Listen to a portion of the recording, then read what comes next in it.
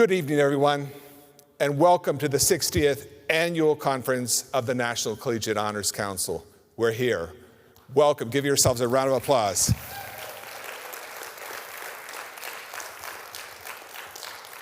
As noted, my name is Dan Roberts. I'm so proud to be your conference chair. I serve today as your president-elect.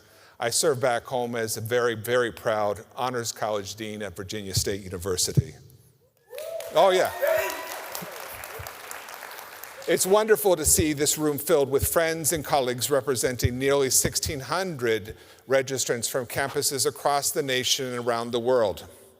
This is the first time we've been together this week. It already feels like a celebration, because it is. 60 years, what an incredible milestone. For 6 decades, NCHC has been a gathering place for scholars, people who believe that education at its best challenges the mind, stirs the heart, and inspires action. From our founding in 1966 to today, honors programs in colleges have served as laboratories of innovation, helping students imagine what's possible and giving educators the tools to make it real. Our theme this year, celebrating 60 years, charting partnerships and collaborations to inspire honors, invites us to do 2 things all at once: to look back with gratitude and to look forward with purpose. Because it is the past 60 years have taught us anything, it's that the greatest strength of honors ties not in any single institution, but in the network we create and sustain together. This conference reflects our community's spirit. It represents the work, generosity, and collaboration of so many people who make NCHC thrive. To our NCHC professional staff, thank you for your creativity, dedication, and white glove service that defines everything that you do.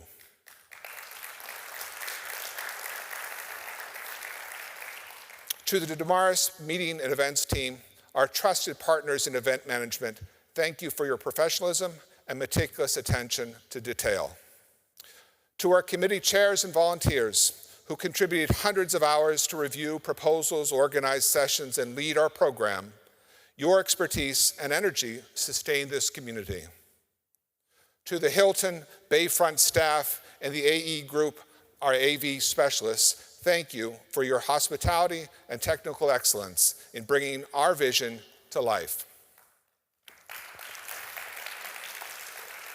And last but not least, to our conference sponsors whose generosity expands opportunities for our students and our programs. Thank you for believing in the mission of honors education. And finally, thank you, our attendees. Whether this is your first conference or your 15th conference, your curiosity, commitment, and sense of purpose are what make this community extraordinary. Over the next few days, we'll share ideas, forge new collaborations, and celebrate the impact of honors education in shaping a more curious, creative, and connected world. In particular, as we cast our sights to the future, we invite all of our attendees to consider an actionable, institutional, or individual pledge to enhance honors on your campus and going forward. Pledge cards are available throughout the conference at registration. Now, it's my distinct pleasure to open this year's conference with a panel discussion that beautifully reflects our theme of partnerships and collaboration.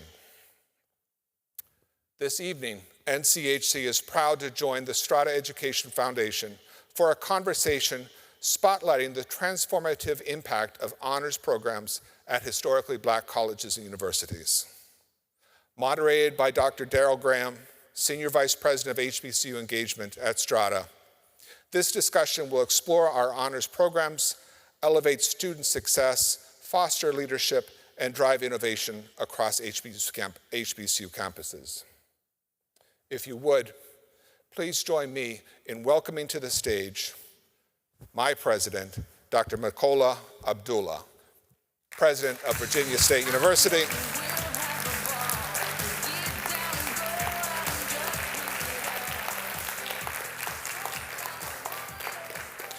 Dr. Aminta Bro, President of Bowie State University.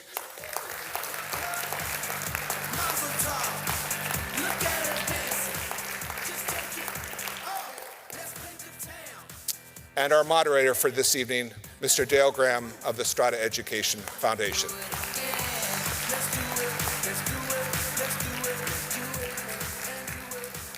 Daryl, I cede the stage to you. Thank you. Thank you, Dr. Roberts. Really appreciate that. Good evening, everyone. How are you all doing? Good. Good evening. All right, we're going to try that again. Good evening, everyone. How are you all doing? There we go. There we go. Thank you, Daryl, my brother Daryl. It's great to be here with you all tonight. You have heard about these wonderful people on stage. These are two presidents that I admire tremendously for the great work that they do. I have the fortunate opportunity to work with them on a few different levels, which we'll talk about. But you'll get a chance to see the uniqueness of who they are as leaders in their communities and their campuses, and hear about how they have honors and premier scholars programs, which really help to shape the way student outcomes lead to better outcomes, not just for graduation, but for our communities as we move forward. So, this conversation is intended, and this is a conversation, so you're in this conversation. So if you want to move up a little bit closer, feel free to do so. We don't bite. Feel free to come closer, because this is an intimate conversation with two amazing presidents, and you'll find this to be true as we get started. So the idea is to bring these two visionary leaders who you've heard in helping to shape the next chapter, if you will, of excellence in higher education. Leaders who are not only guiding their institutions, but redefining what student success, leadership, and opportunity look like across the HBCU landscape. So I was challenged earlier before I introduced these two wonderful people. How many people know what HBCUs are? Okay, most do. All right. So I'm just a quick history lesson, because Dr. Bro did challenge me with this earlier, and I said I will do it. Whatever they tell me to do, I just kind of do, okay? Historically, black colleges and universities are institutions of higher education in the United States that were established before the Civil Rights Act of 1964 with the intention of serving African American students. Now, here's the kicker in the differentiation. HBCUs refer to institutions of higher learning founded to educate the descendants of formerly enslaved Africans prior to 1964. That's really important to understand, because I think there's a lot of confusion around an HBCU, an MSI, and a PBI. So, in essence, predominantly black institutions, PBIs, and minority-serving institutions were not necessarily founded with a mission of educating African Americans. That is the differentiator between what HBCUs are and what PBIs and MSIs are. So we all clear on that? Everybody good? Beautiful, because there's a quiz later. Don't worry. So please join me. We're going to introduce these two wonderful people, and we're going to share a couple of video clips of them, because they've been a major part of a lot of the work that we've been doing at Strada, and the work that we think is very important, not just for HBCUs, but for higher education across the country. So I'm just going to introduce her a little bit more. You can read her bio if you choose to. It's actually an amazing bio. A lot of history, a lot of great things. But Dr. Aminta Bro, immediately to my left, the 10th president of Bowie State University, a trailblazer in innovation, entrepreneurship, and experiential learning, leading Maryland's oldest HBCU into a bold future rooted in academic excellence and community impact. Dr. Bro also serves, she's got a lot of hats, but I'll tell you just about a few of them, and we can get into the other ones later. She serves on the Strada Board of Trustees and is also the co-chair of Strada's HBCU Advisory Council. So we'll show a quick video, and then we'll have Dr. Bro say hello.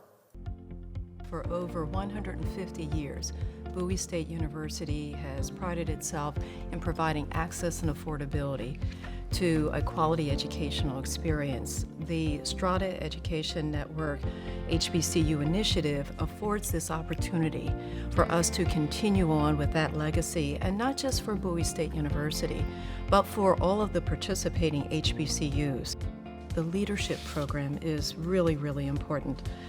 It provides some of those, what some people call soft skills and what I call essential skills, setting students up for success in the workplace or wherever they choose to go after graduation, whether they're going on to graduate schools or to the workplaces. We want our students to develop those leadership skills, the essential skills. We want them to also have a context of the larger sense of purpose for whatever they're studying. I'm excited about where we are today, but also what lies ahead as we bring these scholars together as a community.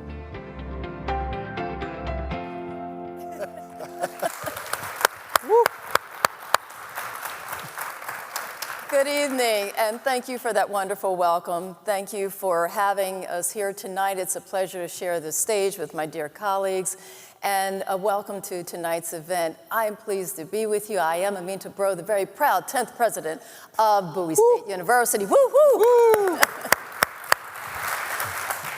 And for those of you who may not be familiar with our institution, BSU is located just outside of Washington, D.C. We have about 6,000 students. If you follow U.S. News and World Report, we're ranked number 11 among the more than 100 HBCUs in the nation. We're known for our 65 academic programs, very strong in STEM areas, the arts, and so much more. And rather than me telling you about it, I just want to invite everyone, come on out and see for yourself. As we came out on the stage tonight, you might have noticed some interesting hand waves going on. Well, we're both coming off of homecoming. Right. So that's why you saw all that going on. Again, a great time to be on a campus is during homecoming, and it's just a joy to be with you here. As we begin tonight's discussion, I'm looking forward to sharing more about our honors program. It started back in 1977. We have about 96 students enrolled in our honors program, and I'll share more in just a moment. Thank you.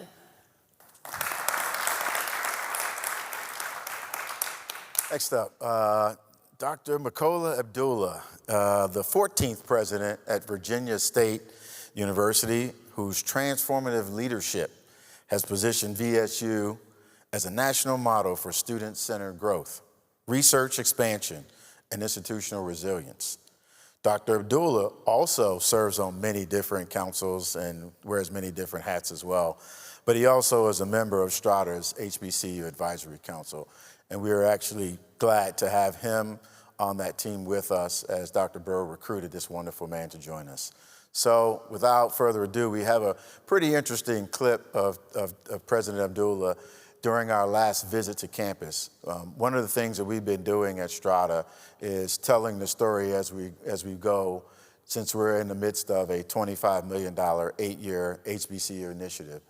And one of the ways in which we're doing that is we're visiting campuses and we're allowing them to tell their story about what success looks like. And here's a quick clip of Dr. Abdullah sharing with us why it was important for him as he started his journey at VSU. And one of the things that was really important to me early on was to really let people know that there was excellence here. There was greatness at VSU, and I didn't bring it, right? It was already here before I got here. And that the challenge that we had is that we weren't telling enough of our story.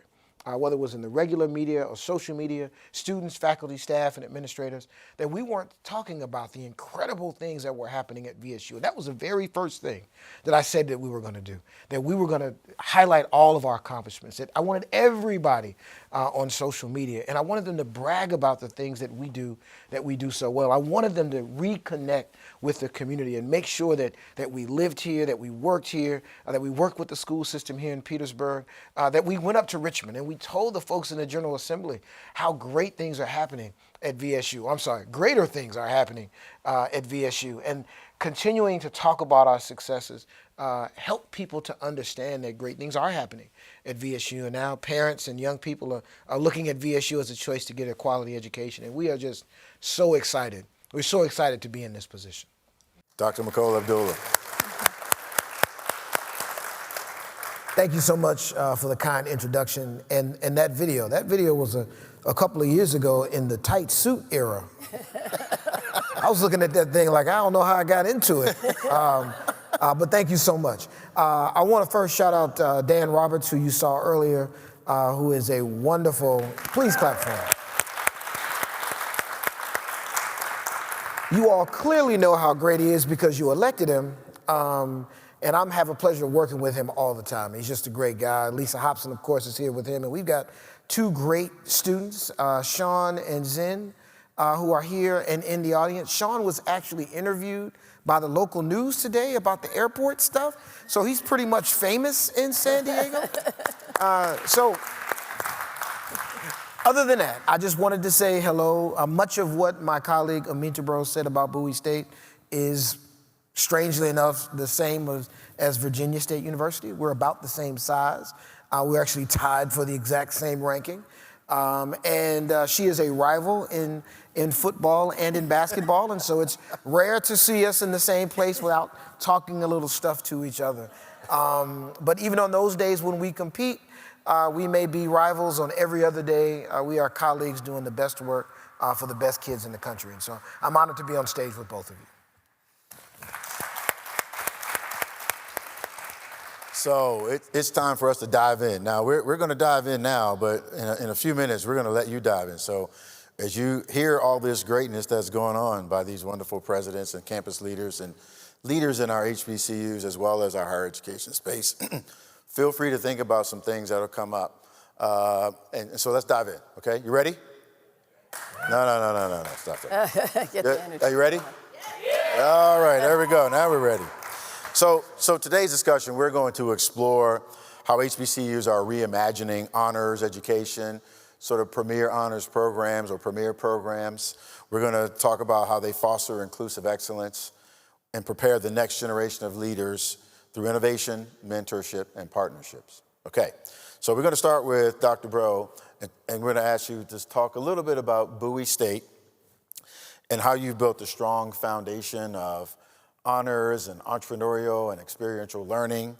And how do you see HBCUs redefining honors education to ensure access, equity, excellence, and all that can coexist together? And we have until tomorrow, right? Thank you for that question. As I mentioned, our honors program has been in existence since 1977, but it has evolved quite a bit. It's always been about academic excellence. It's been about ensuring students get those gold cords going across the stage at graduation and celebrating them. But our HBCUs, knowing our history, we also have touted ourselves as preparing students not just for academic excellence, but also ensuring that they have a sense of who they are, finding their sense of purpose. And so what our honors program has done is to affirm their identity and making sure that they understand the strengths and the heritage that we value so much as we prepare students not just for their first job, but we're preparing them for lifelong learning. And we do it in a nurturing environment. So if you've never been on an HBCU campus, and President Abdullah was just saying how we're very competitive, but we're very much about being a family on our HBCU campuses. We compete on the football field, but when it's all said and done, we're laser focused on our students. Many of our students have not been told, you can do this work. They're coming into our campuses from environments where they have not had all of the resources to succeed. And so sometimes we hear from our students that we're the first place that they've been where they were told, you can succeed and you can do this work. So we start with who they are, meeting them where they are, and making sure that they have a sense of their strengths. With our program, we start with the Clifton Strengths Finders in our freshman seminar. So students begin at that level, and from there, we want them to have experiential learning, to deepen their learning about what's happening in the classroom, but get a better sense of who they are, how they're connected to a larger whole. And our history also includes a spiritual aspect. Bowie State University was founded in the basement of a church in Baltimore City. And I heard you're celebrating 60 years. Well, BSU is celebrating 160 years. So imagine, that history and what was happening back then. Yeah. And we want our students to remember that. So in addition to preparing them academically, we want to prepare them in getting a good sense of who they are and how they fit into a larger whole. And that harkens back to that history. And then we integrate, you mentioned entrepreneurship and experiential learning. Those are the two features and hallmarks of Bowie State University's education.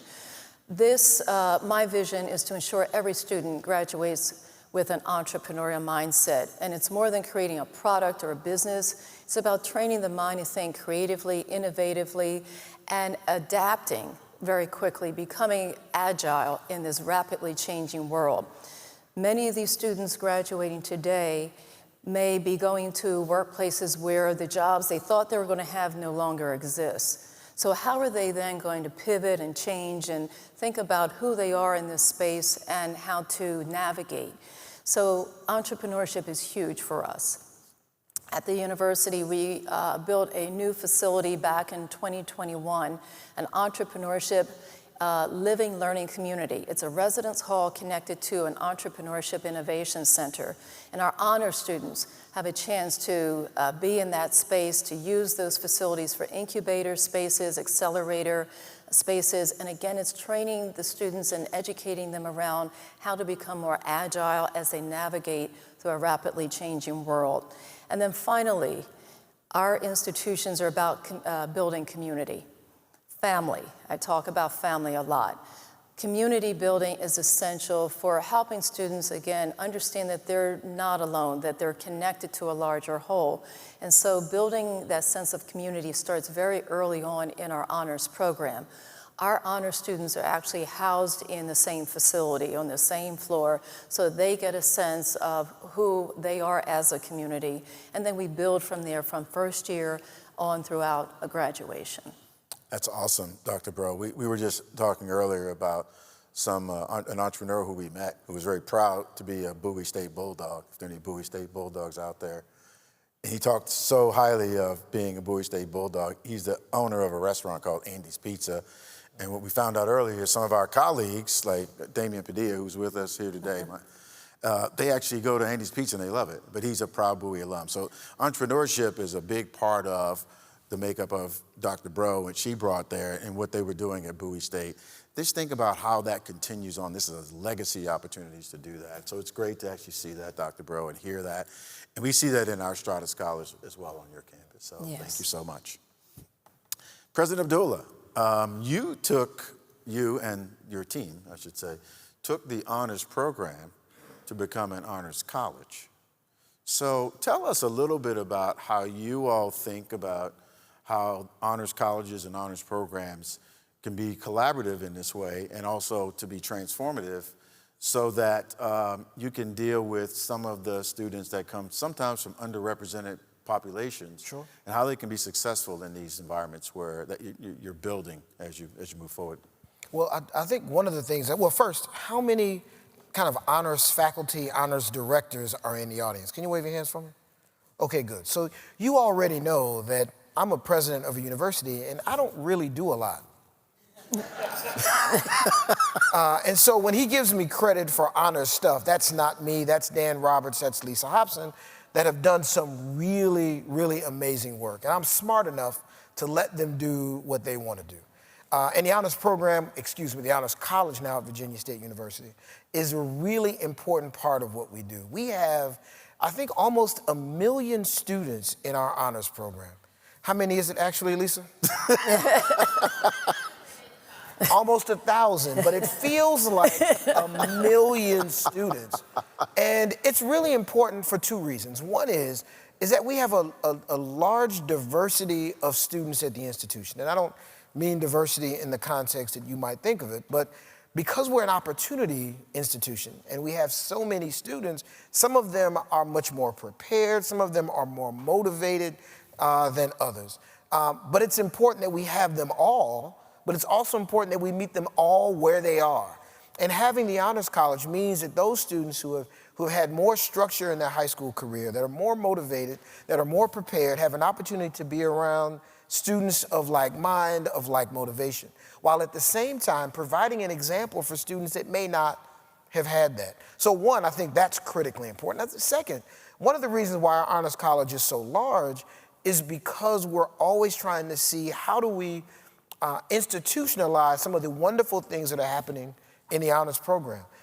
In a very real sense, I mean, I would like to see 5,000 students, we got 5,000 students, be able to take advantage of some of the wonderful opportunities that exist at Virginia State University through these programs. And so almost every program that we're looking to start or grow or do something with, we incubate it in the Honors College. And so whether it's the Strada Scholars Program or whether it's our Study Abroad program, it's important to kind of start at a place where we can grow some of our programs, start different partnerships, and then see how it can pay off for the rest of campus. And so Dr. Roberts and Dr. Hobson, along with our wonderful students, are really doing some incredible work, making sure, one, that we can meet some of our students where they are, and two, continue to use the Honors College as an innovator for the rest of our institution. That's awesome. So as you can see, this like two very different approaches with similar outcomes. There's still success that occurs. And I think what happens is people think about HBCUs as the monolithic institutions because they're all HBCUs. Well, me and Damien have spent a lot of time on different campuses. I think we've been to, of our 48 partners, roughly 65% of them we've actually spent time on campus. And to see this is so amazing. So what we're trying to do, what we are doing, we are actually making that happen. So when you have an opportunity, we're actually documenting this on our YouTube playlist. So when you have a chance, Google Strada HBCU Initiative playlist on YouTube, and you'll see wonderful videos that we just talked about, and you'll see other institutions as well. The thing that we have to do is we should be wrapping our arms around what success looks like in different places and share them as not best practices, but just share them as these are some ingredients that work in different places. And these two institutions are two really great examples of how the campus leader and the leadership around them has really moved the needle in a meaningful way. So we should feel great about that. So a round of applause for that. Thank you. So we're going to continue down this journey, and we're going to let you hop in a couple minutes. We just got a few more questions we want to get out because there's some themes that you need to hear from this conversation. So let's go to research capacity in honors programs. As we think about how institutions can collaborate, we think about all the things that are going on, the new Carnegie reclassification, the emergence of HBCUs in the R1, R2, R3 space. How do you all see partnerships with groups like the new group RE and NCHC and other groups that are doing this kind of work be a part of the pathway forward in transformative learning for student outcomes? How do you all view that? Well, very positively. You know, partnerships are the lifeline for innovation on our campuses. And, you know, when I think about where we start with our students, as I mentioned, you know, it begins very early on in exposing students to research if you're going to help them deepen their understanding of what is possible, what they're learning in the classroom, but then what are those opportunities for the future.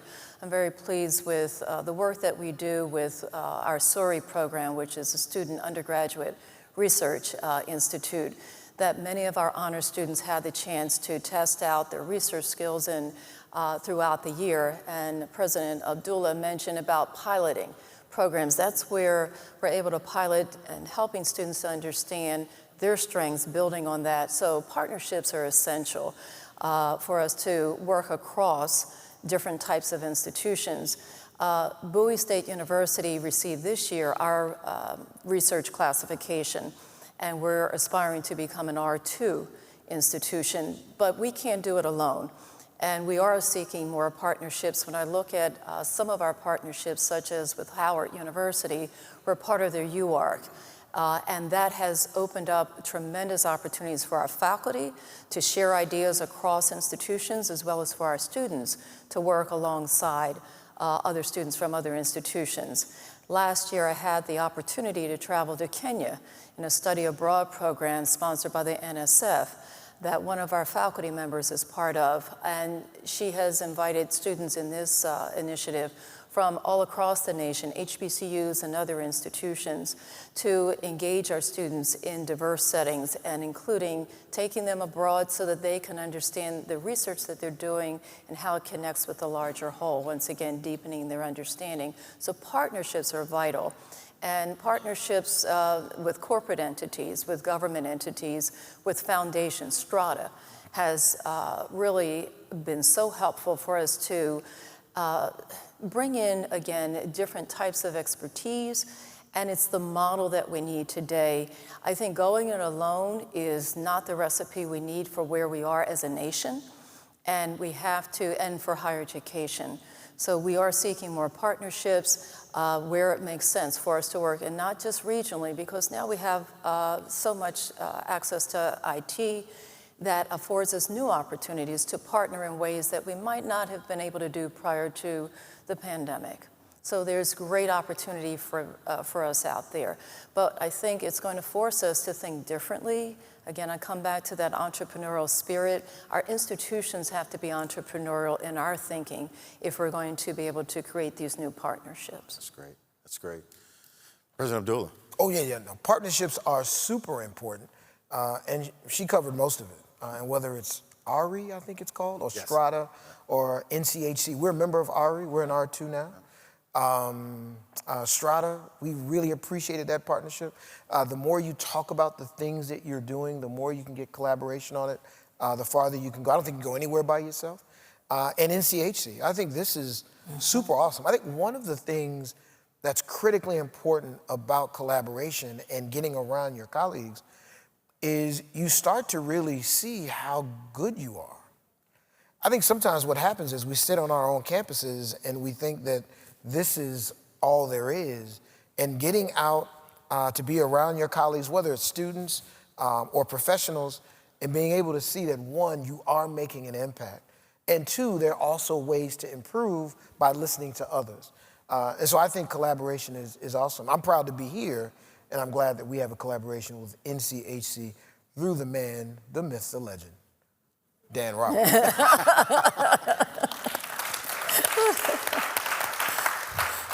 Yeah, Dan is definitely. Dan was sharing with us last night at dinner, by the way. We won't go too far to this, that he went to South Africa during the time when the government was being overthrown. I don't know if people know the story. Dan is not the guy I pictured in that scenario, if you don't know. But a leader in his own right. But the fact that he actually went there, me and Damon were talking, like, Dan actually did that. Like, that's amazing to me. So it was an interesting story. If you ever get a chance to share it with him, you should hear that story. So anyway. He is never going to let us be on a panel ever. Not together. No. Not together. So one of the things that we did at Strada, you heard some really great nuggets in that, right? The one thing that we did that was really different as a part of our initiative is we actually went on a 7.5-month listening tour. And some of these wonderful presidents, not to be named on the stage, brought almost their entire bench of team, the entire cabinet, if you will, to these conversations. And the one thing that we learned from it, there were a lot of consistencies that existed in what was needed to go next. And so it really made us rethink. Remember, we're a funder, right? We've been funding for a number of years. We have resources to do these things. And a lot of times, let's just be honest, sometimes funders, tell you what they want you to go and do. Anybody ever had that before? Yeah, just don't raise your hand. We're protecting the innocent and the guilty at this point. But it's important. And so I remember the conversation with these two and their teams, and we learned a lot. So here's where we're going to go next, because this is very important. Will you both share with us, what do you think, if someone was out there asking you a question about developing and cultivating your honors program, not just an HBCU thing, just altogether, what do you think would be important for them to know based on what you've experienced in your journey? 9 years and 10? Yes, correct. It's a pretty long journey, right? Well, I'll start with innovation today. Again, things have changed dramatically. Look around you, and you can see how higher ed is quite different than it was just when I started 9 years ago. I've been in higher ed much longer. We won't talk about that's for another time. But I think we need to focus in on innovation and making sure that we're staying current with the workforce needs, but with what our learners need today. partnerships are critical. But that requires that you work with administrators that, Dan, I'm sure, is working closely with his president, and each one of you need to speak up and use your voice to let administrators know what it is that you're trying to achieve in an innovative way. Be risk takers, pilot some things. And I think as administrators, we have to also step up and allow for you to take some risks and try some new things as well. Because together, we must transform higher education. You can pick up a newspaper, and I'm dating myself, pick up a newspaper, look at your phone and look at your phone or your device, and you see each and every day there are challenges to what is the value of higher education. And that requires that we continue to evolve and change to create that value. And we can't just stand still or else we will get run over. So I would encourage you to become innovative. Continue to speak up for what you see as a future for the honors programs, whether it be for creating new types of symposia, for new research efforts, travel abroad.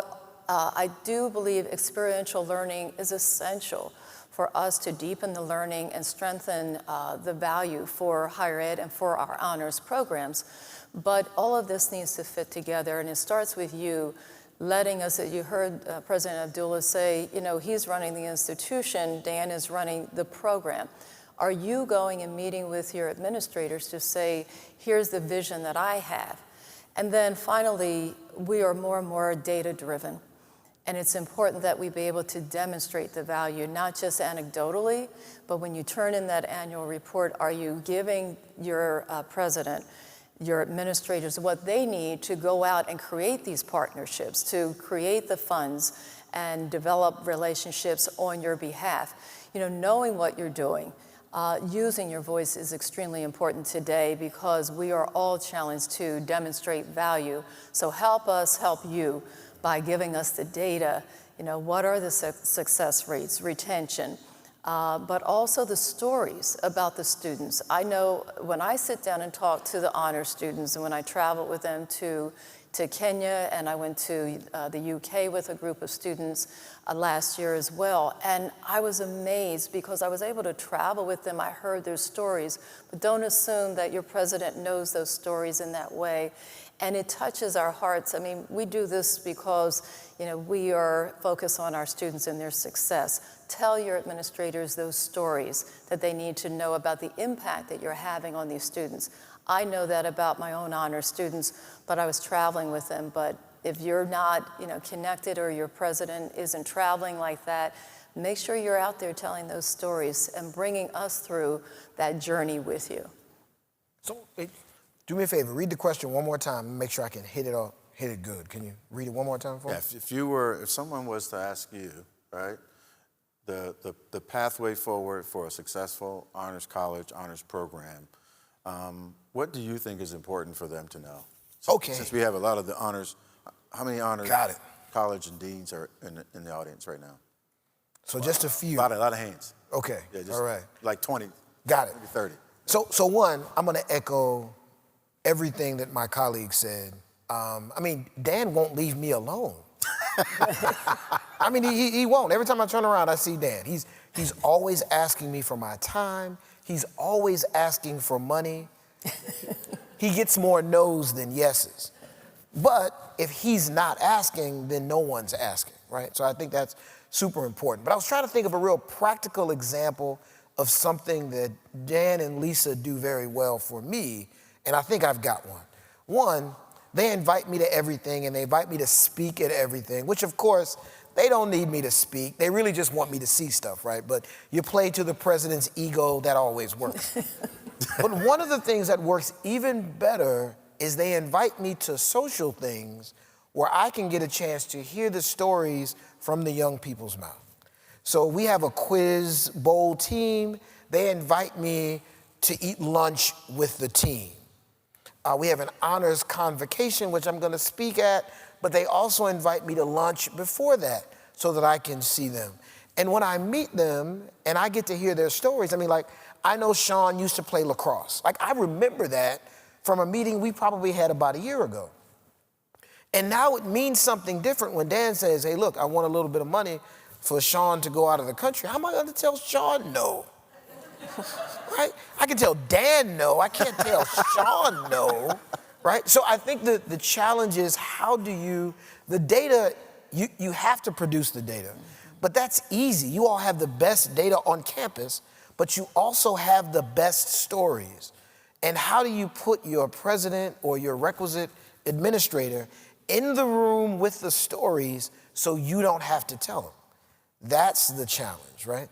And so, bring them.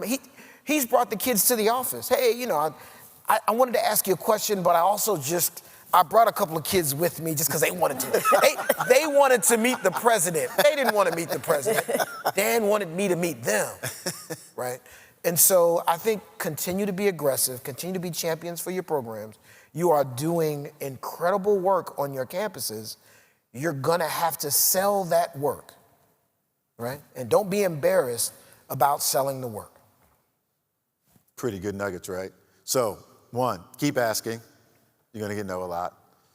Don't go alone. Take a student, right? You got that? We clear? Okay, good.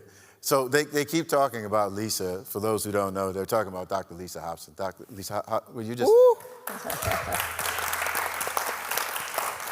We have the fortunate pleasure to work with many great people on campuses as well as these wonderful presidents, so we like to call them out too. So you're probably wondering, what's next, right? Yeah? Oh, that's beautiful. You're next.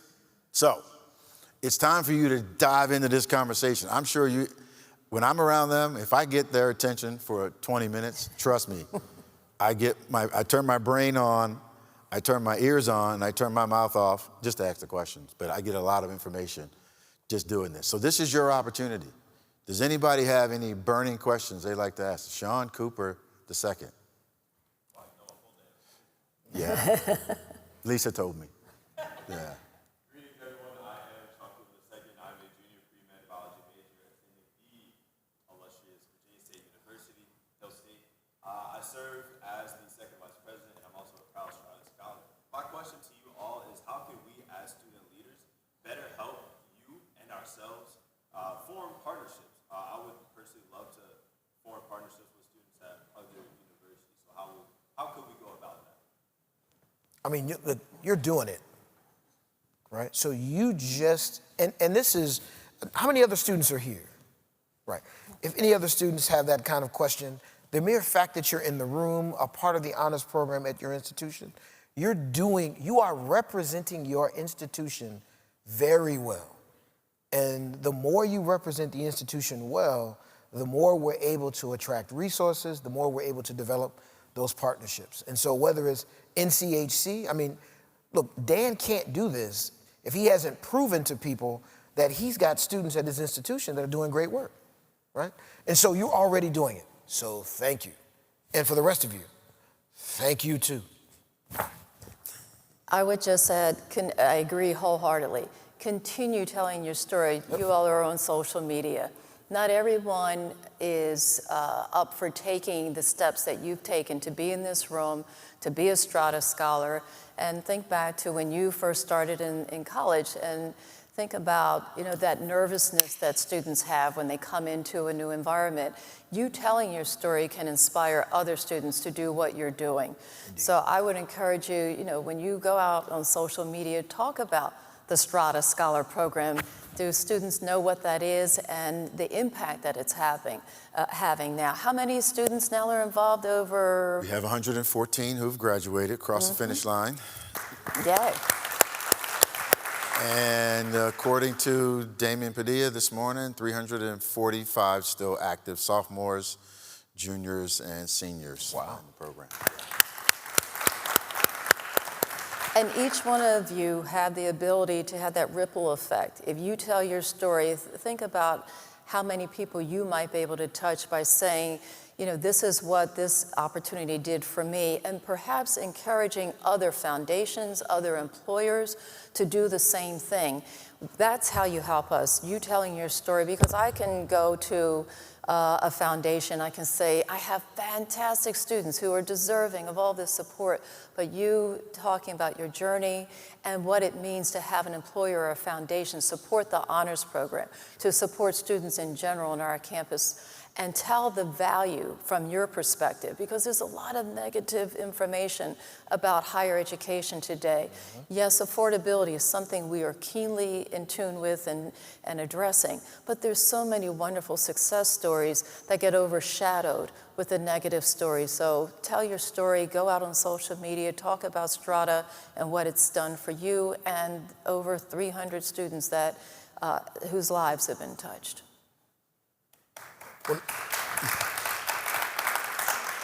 Well, I answered it already. You answered already. But Go ahead. But the other thing that they make these kids get on LinkedIn, right? And every time these kids post on LinkedIn, they make them tag me. They think I don't know that. But everything I learn about honors, most of it I actually learn on social media from the kids themselves. So that helps too. And I would strongly encourage, we have 345 Strada Scholars, and we have 114 alums now, right? I would strongly, and many of them are on LinkedIn, because we actually provide with headshots, and we actually teach a course on building your network as a part of the Leadership Summit, right? So the idea there is utilize that network across, we have, 22 states, 48 campuses, 345 people, in addition to all the people around them. So we are strongly encouraging that. When we go to campuses, we're not just speaking to the Strada Scholars.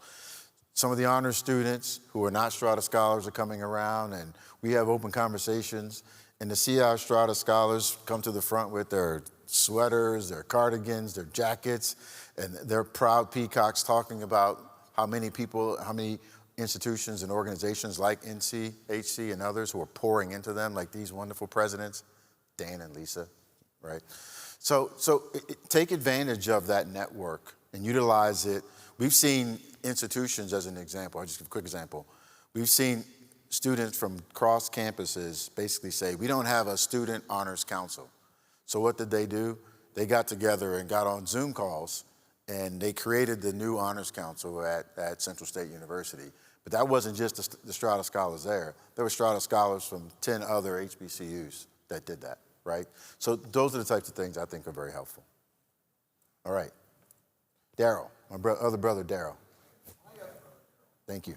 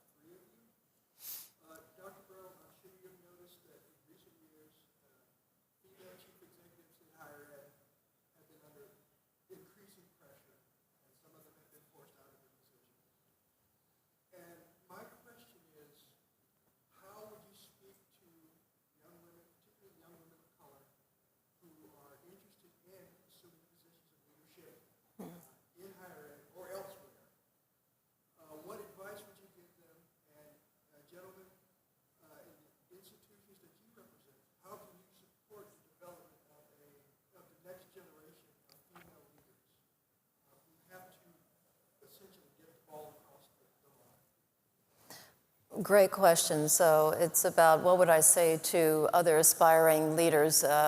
And yes, leaders have been challenged a great deal, more than they ever have in my, and we'll keep it in this room, almost 40 years in being in higher education.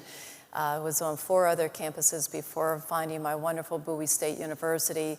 And what I would say to women, especially as part of your question, is that we need more of you. You need to stay resilient. You need to stay focused on why you are in this to begin with. For me, it's all about the students.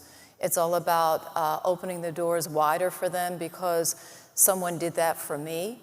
And the only way it gets better is if we continue pressing on and staying resilient and staying focused on what the goal is to educate our students, educate a citizenry, to contribute back to their communities, lifting up our communities. And if we don't all do our part, and that includes bringing someone behind us, then we will never see, improvements. If you are complaining, well, this isn't the way I want it to be, well, we all need to do something about that. So I encourage young women especially to stay focused on what your goals are about. Seek out mentors. I was very fortunate in my career to find wonderful mentors, women and men, of all different races. And mentors are sometimes in places that you don't expect, and sometimes they see you before you see them. And I think it's important that you stay focused on what your goals are. But in higher education, yes, we're being challenged, but let me tell you, there's nothing better. I wouldn't want to be anywhere else. I get great joy at an HBCU. We look forward, on my campus, Soul Food Wednesdays is every Wednesday. It's my opportunity to just go sit with the students. I used to think that a president would not have those opportunities to engage with students. I make it a point to sit with my students, get to know them, they get to know me. I'm a former VP for Student Affairs, as well as a former VP and assistant provost, a VP for institutional advancement, and a former assistant provost. I've been in different academic areas of the academy. But at the same time, I get so much joy from just being with students. And so I would say it's one of the most rewarding professions anyone could ever have. I mean, I think you've got to support women who are in leadership, whether they're your boss. And my chair of my board is a woman, and I hope that if she was here, she would say kind things about that. You have to support your colleagues. Yes. And make sure that they have the support that they need. I would hope that my colleagues who are presidents say that I do that well. And then you have to support those who work for you. My cabinet is 6 people, 4 of them are women. I would like to believe that I do that well. I will let them judge that, but I think that you have to support women through their journey in leadership. Well stated. I'll just add something quick and then we'll get ready to close out. My mother was a working mother. She worked for Baltimore Gas and Electric. She raised a family. My mother wore the pants, just be honest. My mother basically told everybody what they were going to go do, how the week was going to go, what time dinner was going to be. And so I saw a powerful woman, leading our household, but also leading at her role at a major corporation. And she did really well, right? So when I see my colleagues who are mothers and I see them, I automatically begin to think about my own mother who sacrificed a lot in order for her to have a career. What we have to do is when we're at the table as males, to President Makola Abdullah's point, right, it's not enough for us to be at the table if we're not going to say something when we see something that's not right. Excellent point. Yeah. Excellent. Yeah, one over here. Oh, we have time for one more question? Dan said we have time for one more question. I think Lisa. I think Lisa said that. I'm Fiona Glenn, I'm Dean of the Honors College at the amazing Montgomery College. Woo! One of our key success measures is transfer, and especially for our honors students, that's usually transfer and can we get them scholarships as well. Can you talk a little bit about how we can best prepare our Black students especially to transfer to a safe landing place, such as the communities that you have created, and what can faculty do? Is there anything that we can do to partner? Where's your community college? In Maryland. Montgomery County. Yeah. Oh. Yeah. Well, it's great to have you here and it's great to see you. I would suggest that you try to get the students onto the campus as quickly as possible so we get to know the students. We've worked a great deal in the state of Maryland on a seamless transition into our institutions. You know how hard we worked for that to make sure that we don't have to put students, through so many hoops and jumping over hurdles. So I think it starts by developing the relationship very early so we can identify the students early on in the process. What happens is later in the process, the funds run out. If you can get them started earlier, that makes all the difference in the world. Other than that, I think it's a matter of building the relationship, strengthening the relationship with our admissions team so that, they're in close contact with you, making sure that, we do have those visitations, someone on your campus throughout the year, having a presence there, and just strengthening that relationship. We're really looking forward to working with you more. And so thank you for your question. Mayor, I just wanted to say that I think for students in Maryland, Bowie State is a wonderful option for students at Howard Community College. And I would really recommend that they look at Bowie State. But if they decided that they wanted to leave Maryland, And this is where the competition comes in. if they made that decision, then I think in order to facilitate a strong partnership with Virginia State University, that you should talk to Lisa Hobson. And there it is, folks. And you thought he left the competition on the football And you field. thought he left it there. Please, a round of applause for Dr. Bro, Dr. Abdullah. Can I just make one more Yes, ma'am. comment? Yes. I would be remiss if we closed out. I've mentioned entrepreneurship quite a bit here, and I mentioned that's a hallmark of our program for our students. Tomorrow, please note and send back text messages to the campuses that Bowie State University is hosting our annual HBCU Plus Entrepreneurship Conference, and it's the plus because it's open to everyone. And we have over 200 schools already registered, but it's an opportunity for you to engage your students with the entrepreneurial initiatives that are happening on our campus. It's a national conference. So if you didn't hear about it, you can go onto our website. I encourage you to get your students registered because they give out a great deal of wonderful information. And I could not go back to my campus until I made sure that you all knew about that. So thank you for that, allowing me to do that promo. Absolutely. Thank you.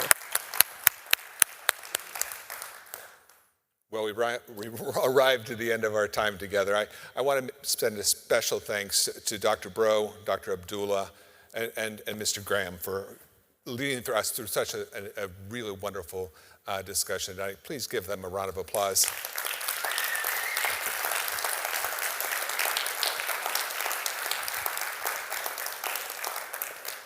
It's not every day that we get to have such fantastic people in front of us. And to learn from our most senior leaders on our campuses, thinking about how we can best work with them and how we can see them as servants and supporters of honors education. With closing, I want to say, as I'm someone who works within the HBCU community, this discussion holds special meaning to me. The perspectives shared today highlight the powerful role that honors programs play in expanding opportunity and cultivating excellence across every kind of institution. The stories we've heard reflect the very best of what honors stands for: curiosity, collaboration, and courage in action. This session truly captures the spirit of honors as our theme. It reminds us that when educators, students, and partners come together with shared purpose, we not only strengthen our institutions, we strengthen the future of honors itself.